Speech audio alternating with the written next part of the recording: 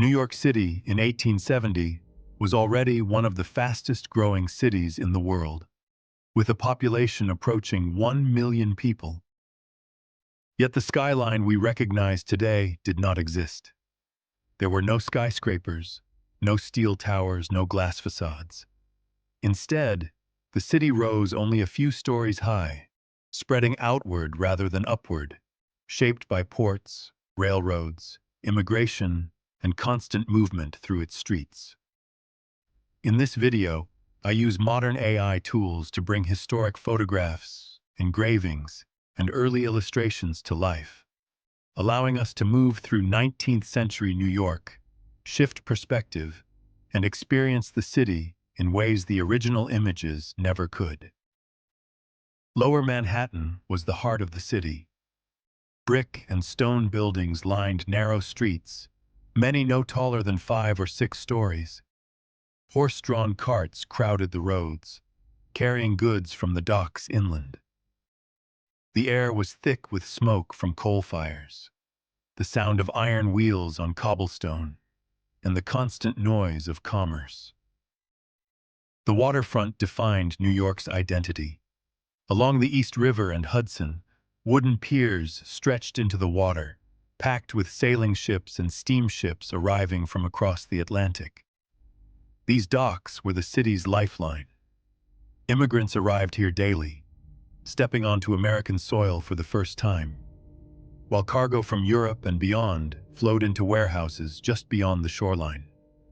Broadway, already one of the city's most important streets, served as both a commercial spine and a social stage.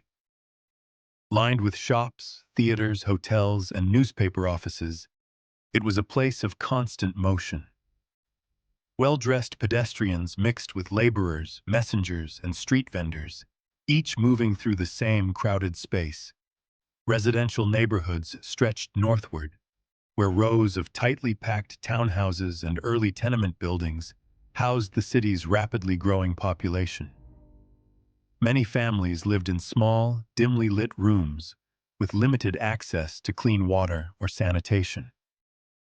These conditions reflected both the promise and the strain of industrial expansion. Central Park, still relatively new, stood in sharp contrast to the surrounding density. Open fields, winding paths, and newly planted trees offered rare space and quiet.